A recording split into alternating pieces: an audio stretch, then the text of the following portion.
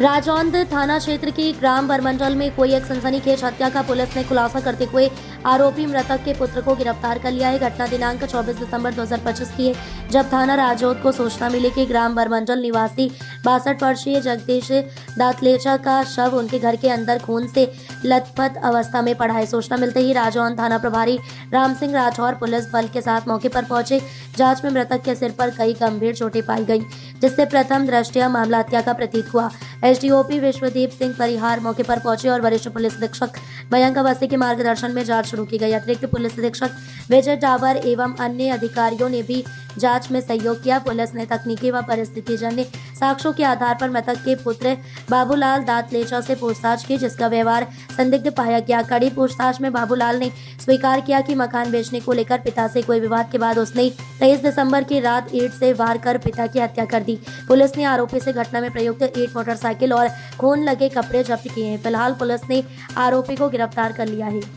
परसों दिनांक 24/12/2025 को दोपहर में करीब 12 साढ़े 12 बजे राजौंद थाना प्रभारी श्री आर.एस. राठौड़ को फ़ोन पे जानकारी मिली कि गांव बरमंडल में एक जगदीश दांतलेचा नाम के व्यक्ति अपने घर में मृत अवस्था में पड़े हैं।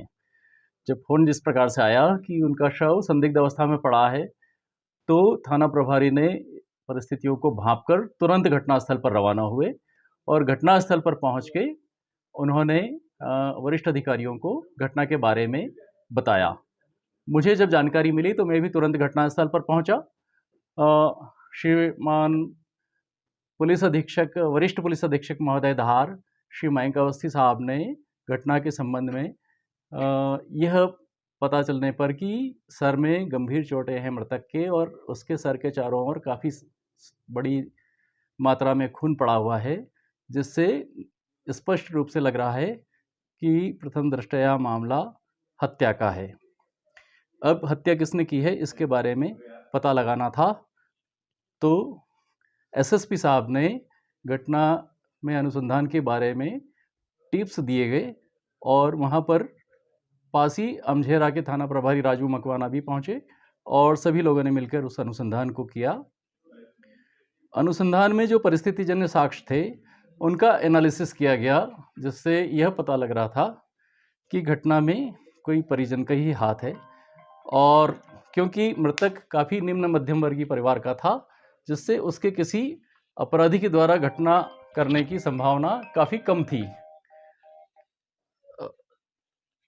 मृतक के परिजन और उसके पुत्र से पूछताछ करने पर यह पाया गया कि घटना उसके पुत्र के द्वारा की जाना संभावित है।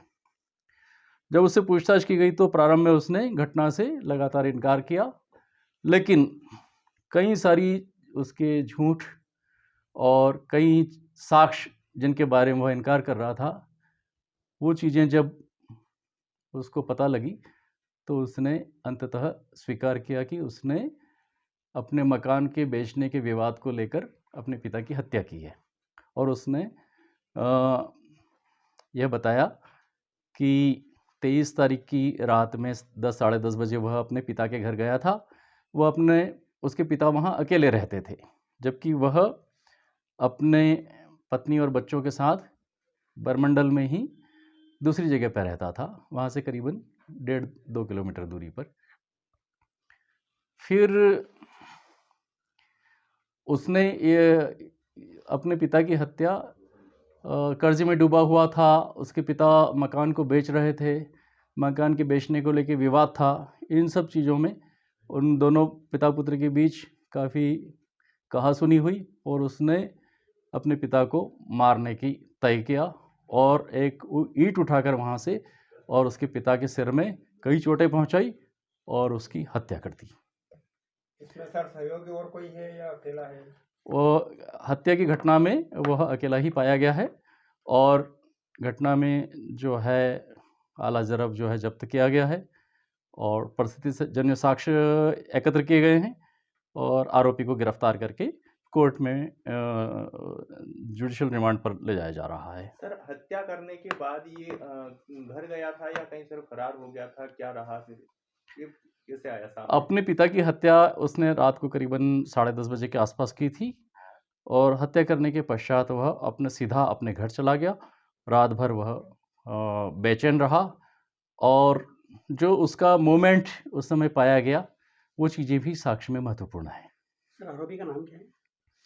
आरोपी का नाम बाबूलाल पिता जगदीश दांतलेचा मारू है, निवासी इसके अलावा बरमंडल। कोई हथियार निकले मारने के लिए? नहीं, उसने अपने पिता की हत्या सर में ईंट से चोटें पहुंचाकर ही की थी। धामनोद समाचार के सभी वीडियोस पाने के लिए हमारे चैनल को भी सब्सक्राइब करें, साथ ही पास में बने हुए बेल आइकन पर प्रेस करो और नोटिफिकेशन पर क्लिक करें ताकि सभी वीडियोस के नोटिफिकेशन आप तक तुरंत पहुंच पाए। आप हमें फेसबुक पर भी फॉलो कर सकते हैं।